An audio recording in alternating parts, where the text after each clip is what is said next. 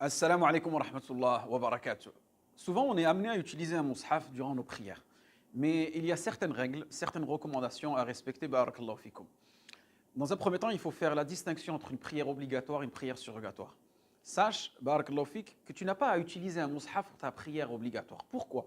Parce que la seule chose qui t'est imposée, qui est obligatoire pour toi durant ta prière obligatoire, c'est la récitation de Surat al-Fatiha. Et que la surah qui est après la Fatiha, c'est une recommandation. Parfait. Et admettons qu'une personne n'a pas la capacité de réciter Surat al-Fatiha. Dans ce cas-là, c'est un cas extrême, on va dire quand même, voilà, c'est 7 versets, tu vas prendre ton temps.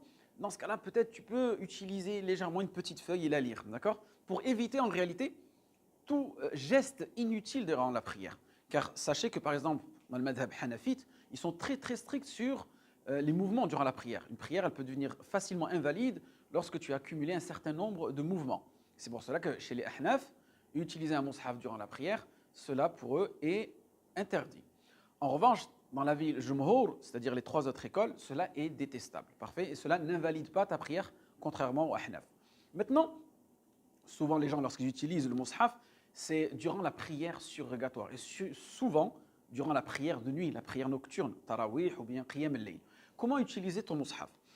Ça va être assez simple. Il y a des personnes, elles vont, une fois qu'elles sont en position de prière, elles gardent le mushaf avec elles, d'accord? De cette façon-là, généralement. Et elles ont tendance soit à le poser au sol, ça c'est vraiment un manque de respect, ou bien le poser à côté sur une petite tablette. Et en réalité, ça va leur multiplier le nombre de mouvements durant leur prière. Ce que je peux vous recommander, c'est si vous avez un support comme celui-ci, d'accord? Donc ça sera beaucoup plus simple pour vous d'utiliser cela. Et par exemple, je ne sais pas, vous avez fini de réciter Surat al-Fatiha, vous avez posé votre mushaf ici, et le support, ce que je vous conseille, ce n'est pas de le mettre en face de vous, d'accord? Parce que sûrement après, il va vous gêner dans le ruku, il va vous gêner dans vos positions.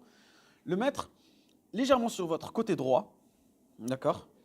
Et juste, on va dire, loucher, entre guillemets, légèrement durant votre prière, si vous êtes ici, une fois que vous avez récité Surat al-Fatiha, vous êtes là, et vous récitez la surah recommandée, par exemple. Alif Lam Mim, Tilka ayatul kitabil hakim, Hudan wa rahmatan lil muhsinin. Et tu continues de cette façon-là jusqu'à finir, accomplir ta prière. Pourquoi? Parce qu'une fois que tu seras comme ça, lorsque tu voudras faire ton recours, l'inclination, tu vois, étant donné que c'est sur ton côté droit, ça ne te gêne à aucun moment. Lorsque tu viens ton recours, lorsque tu vas dans ton soujoud, c'est une sorte de facilité.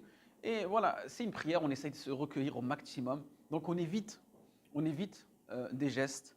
Wallahu a'lam. Barakallahu fikum. Wassalamu alaikum wa rahmatullahi wa barakatuh.